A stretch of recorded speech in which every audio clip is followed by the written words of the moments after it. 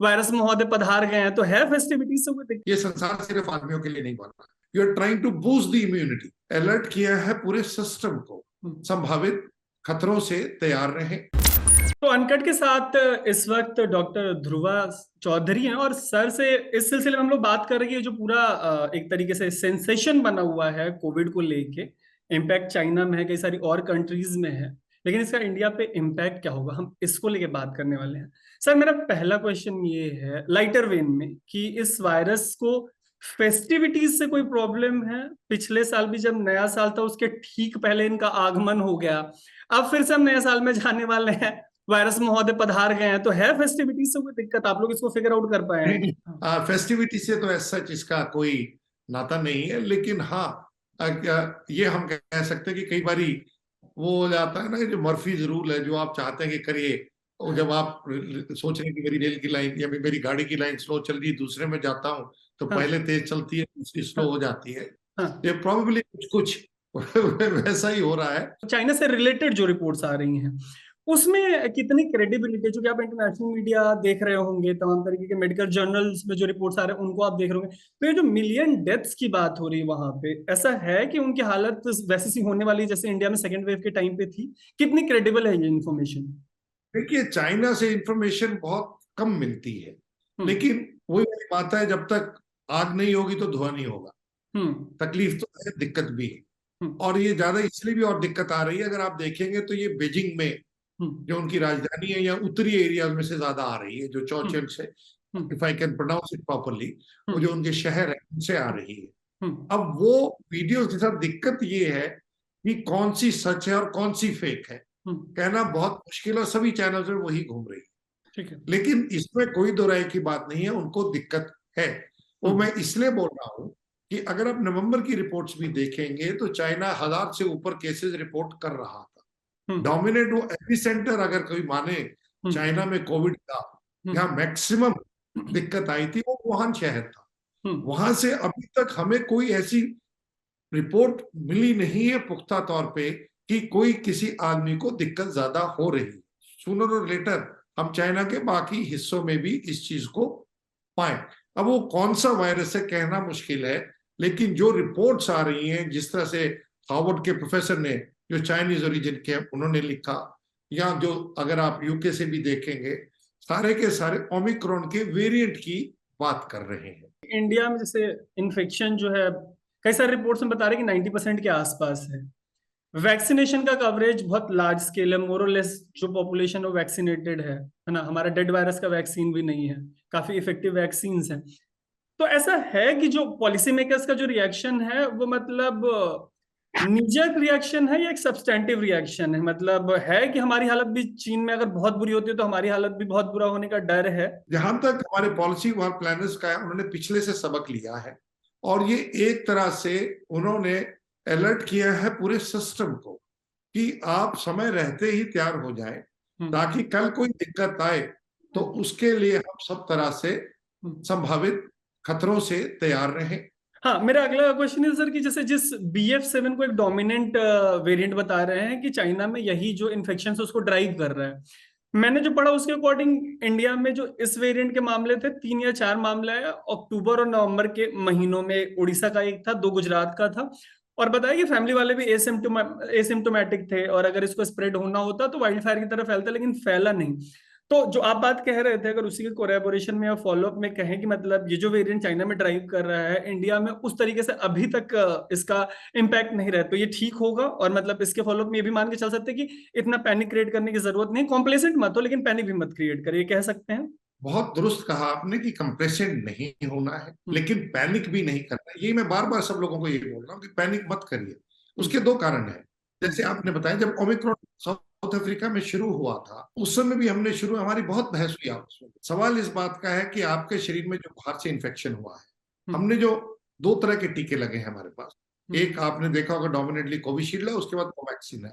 कुछ हम्म। एक लोगों ने वेस्टर्न मीडिया इन्फ्लुएंस में मैसेंजर आ रहे हैं। मैं अपने घर का एग्जाम्पल देता हूँ। मुझे कोवैक्सीन लगा, मेरी वाइफ को कोवैक्सीन लगा है, लेकिन हमारा जो बूस्टर था वो मैसेंजर आरएनए लगा था, because as a part of trial. Hmm. इसी तरह से मेरे बच्चे जो उनसे बेटियां हैं, उनके फाइजर लगा बिकॉज के सिंगापुर में थे, बूस्टर लगा उनको मॉडर्ना का। लेकिन उसके बावजूद भी उनको कोविड हुआ, लेकिन हम्म कोविड जुकाम खांसी की तरह होके चला गया। हम्म इसीलिए आप ये देख रहे हैं कि एक आपको इन्फेक्शन हो गया, दूसरा आपने वैक्सीन लगवा लिए, कुछ एक ने बूस्टर लगवाए, तो प्रैक्टिकली हमारे पॉपुलेशन में डोमिनेंट के अंदर नियरली 80 to 90% के अंदर प्रैक्टिकली आज हाइब्रिड इम्यूनिटी है।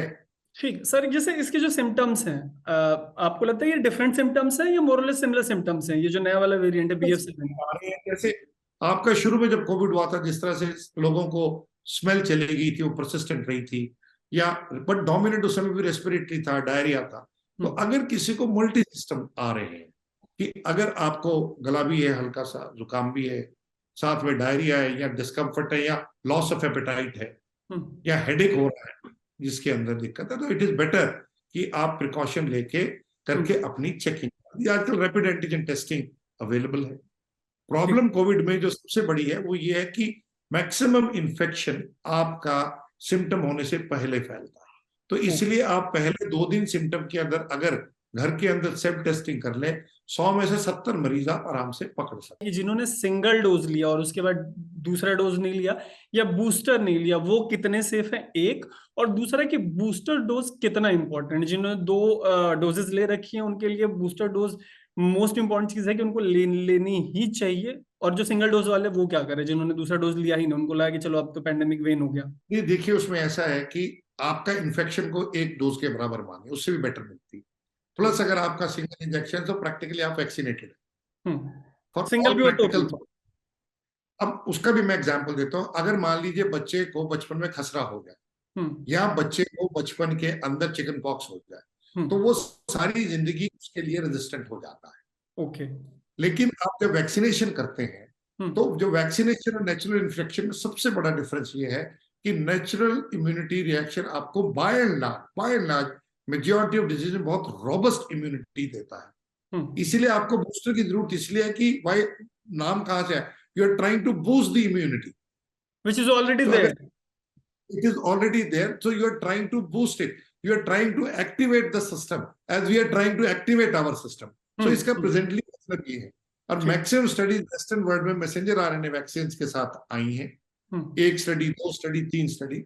ये मान के चलिए आप इससे 100% इन्फेक्शन को नहीं रोक सकते, सिर्फ सिवियरिटी के ऊपर अब बात आ रही है कि सिवियरिटी नहीं आ सकती। अब जैसे मैं आपको बड़ा एग्जांपल देता हूँ, हम लोग फॉलो अप कर रहे हैं कोविड केसेस का, या हमने पॉपुलेशन बेस्ड स्टडी करी है अभी, उसका डाटा अभी पूरा तो नहीं शेयर कर सकते, लेकिन आप सरप्राइज होंगे जान के कि जब हमने पॉपुलेशन बेस्ड स्टडी करी हरियाणा के अंदर, कई लोगों के साथ मिलके देख के डाटा देखा, जो पॉजिटिव थे, सीरो पॉजिटिव, उनमें हमने ये पाया सिर्फ hardly, it was a negative study, it was a negative study, that means we did not find as much the hype was there in general population. Okay. Whereas जिन लोगों को बीमारी हुई, जिनको हॉस्पिटलाइजेशन हुआ, क्योंकि हॉस्पिटलाइजेशन उसी का हुआ बाद में जो सीरियस थे, उसके अंदर लगभग 40% people continue to have symptom at 1 year, specially breathlessness और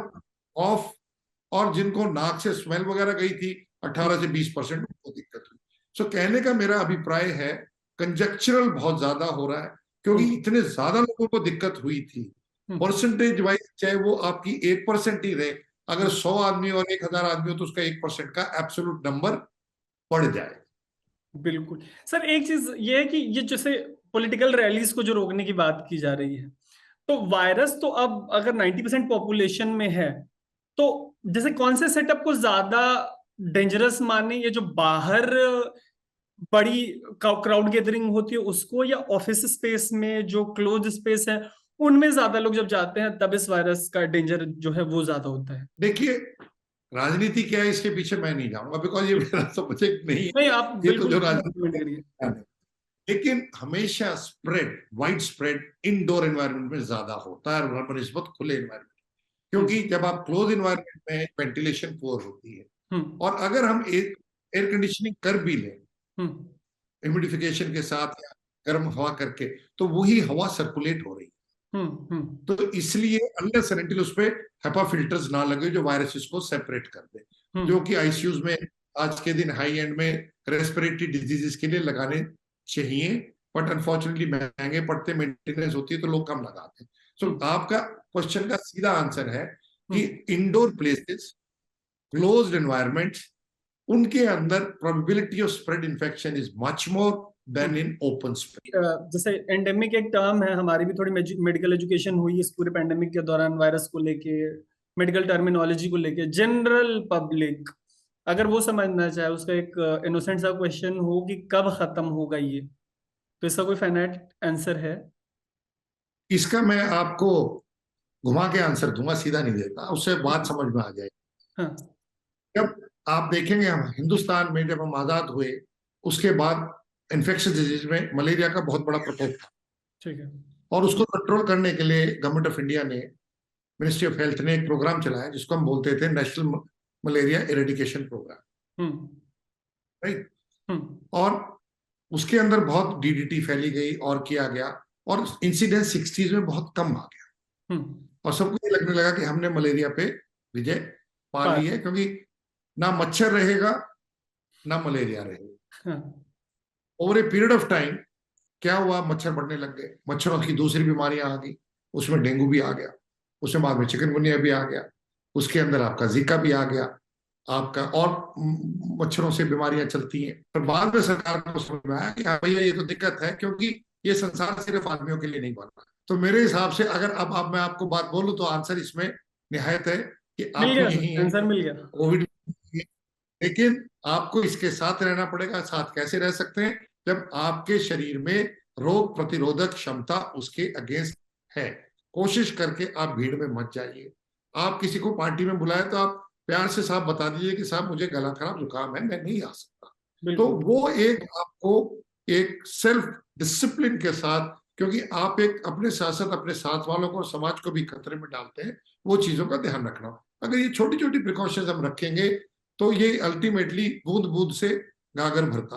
तो अगर हम करेंगे, सारे इकट्ठे करेंगे, प्रैक्टिस तो हो जाएगा। और अननेसेसरी को क्राउड में अगर जाना है तो उसको अवॉइड करें, मेरा ये मानना है। बट अगर आपको जरूरी है जाना दिल्ली में, आप रैलीज छोड़िए, आप दिल्ली में आप बाजार में चले जाइए, आपको कितनी भीड़ मिले। उम्मीद है कि हमारे इस कॉन्वर्सेशन से जो भी क्वेश्चंस रहे होंगे आपके, उसके आंसर्स आपको मिले होंगे। अगर कोई ऐसा सवाल रह जाता है, ऐसी क्यूरियोसिटी आपके एंड पे रही हो, ऐसा कंसर्न रहा हो, तो आप कमेंट बॉक्स में जरूर बताइएगा, ताकि हम फॉलो अप में ध्रुवा सर का टाइम ले और उन क्वेश्चंस के भी आंसर ले। क्योंकि मतलब ये वायरस जान नहीं रहा सर भी, मतलब ये कब खत्म होगा कोविड का काल, उसके आंसर में यही कह रहे हैं कि वायरस के साथ जीना सीखना पड़ेगा। तो ऑन एंड ऑफ ये कॉन्वर्सेशन चलती रहेंगी। मीनवाइल आप देख रहे थे अनकट, और मेरे साथ थे Dhruva Chaudhary sir. Thank you so much sir आपके टाइम के लिए।